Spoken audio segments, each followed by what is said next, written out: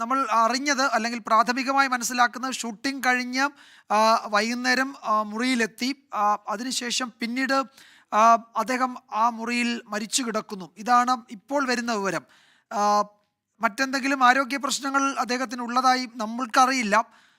എന്താണ് സംഭവിച്ചതെന്നത് സംബന്ധിച്ച് ഇനി ഒരു പക്ഷേ അതിൽ കൂടുതൽ പരിശോധനയൊക്കെ വേണ്ടി വരുമായിരിക്കും.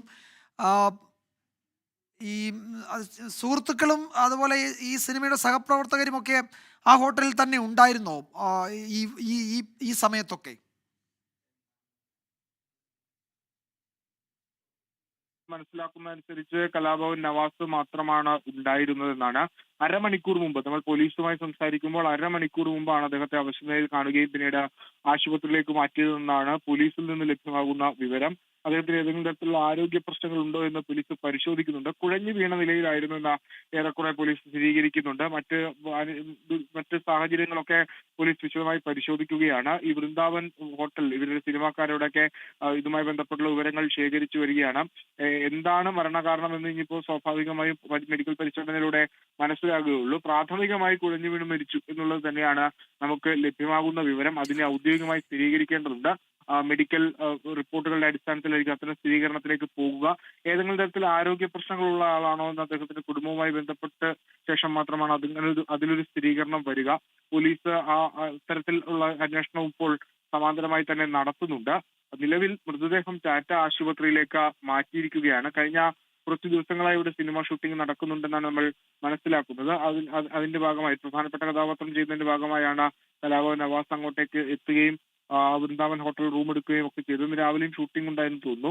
അതിനുശേഷം മടങ്ങി റൂമിലെത്തി അവിടെ വിശ്രമിക്കുന്നതിനിടയിലാണ് ഇപ്പോൾ ഈ മരണം സംഭവിച്ചിരിക്കുന്നത്. സംഭവിച്ചതിന് പിന്നാലെ പോലീസ് അവിടെ എത്തി കുഴഞ്ഞു വീണ് കിടക്കുന്ന കലാഭവൻ നവാസിനെ ആശുപത്രിയിലേക്ക് എത്തിക്കുന്നതിനിടെയാണ് മരണം സ്ഥിരീകരിച്ചിരിക്കുന്നത്.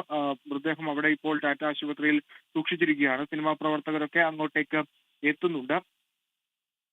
മലയാള സിനിമയെ സംബന്ധിച്ച് നേരത്തെ സൂചിപ്പിച്ചതുപോലെ തന്നെ ഈ ഹാസ്യ കഥാപാത്രങ്ങൾ ചെയ്യുന്ന, അതായത് ജഗദീഷൊക്കെ ശേഷം വന്ന ഒരു ജനറേഷനിൽ നാദിർ ഷാ, കലാഭവൻ നവാസ് അവരുടെ ആ ഒരു സമയത്താണ് അദ്ദേഹം സജീവമായി വരുന്നത്. ദിലീപൊക്കെ വരുന്ന ഒരു സമയത്താണ് അദ്ദേഹം കൂടുതൽ സജീവമായി വരുന്നത്. ഒരുപാട് സിനിമകൾ അദ്ദേഹത്തിന്റെ നമുക്ക് മുൻപിലുണ്ട്. ഇപ്പൊ ജൂനിയർ മാൻഡ്രേക്ക് പോലെ,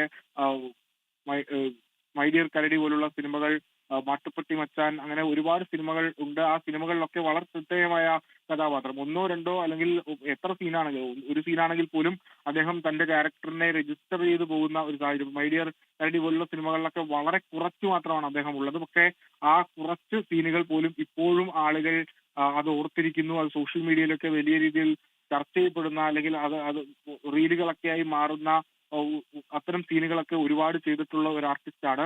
2019 നാദിർ ഷാനെ സംവിധാനം ചെയ്ത മേരാ നാം ഷാജി എന്ന സിനിമയിൽ അദ്ദേഹം അഭിനയിച്ചിട്ടുണ്ട്. ഇപ്പോൾ വീണ്ടും ഒരു ഗ്യാപ്പിന് ശേഷം വീണ്ടും സിനിമാ മേഖലയിൽ സജീവമായി സ്റ്റേജ് ഷോകളൊക്കെ സജീവമായി വരുന്നതിനിടയിലാണ് ഈ മരണം സ്ഥിരീകരിച്ചിരിക്കുന്നത്. അത് വളരെ ദൗർഭാഗ്യകരമായ കാര്യമാണ്. പോലീസ് ഇതുമായി ബന്ധപ്പെട്ടുള്ള വിശദമായൊരു പരിശോധനയിലേക്ക് കടന്നിട്ടുണ്ട് എന്നാണ് ലഭ്യമാകുന്ന വിവരം. ലോകത്തെവിടെയായാലും ഏത് സമയത്തും 24 വാർത്തകളും ഓഗ്മെന്റഡ് റിയാലിറ്റി പാക്കേജുകളും എക്സ്പ്ലെയിനറുകളും വിശദമായി കാണാൻ ഞങ്ങളുടെ യൂട്യൂബ് ചാനൽ നിങ്ങൾക്ക് സബ്സ്ക്രൈബ് ചെയ്യാം.